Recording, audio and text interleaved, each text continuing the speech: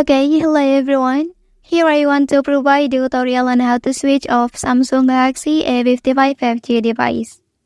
Well, turning off a smartphone can help conserve battery life, especially if the device is not going to be used for an extended period.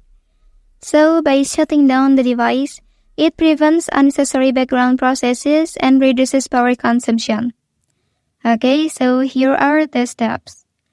First thing first, long press power button and volume down button basically.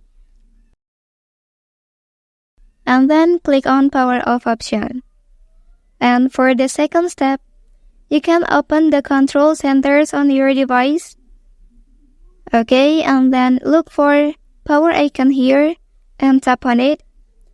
Lastly, press power off. Okay, that's the tutorial on how to switch off Samsung Galaxy A55 5G device. Don't forget to like and subscribe to get other information from this channel. Thank you.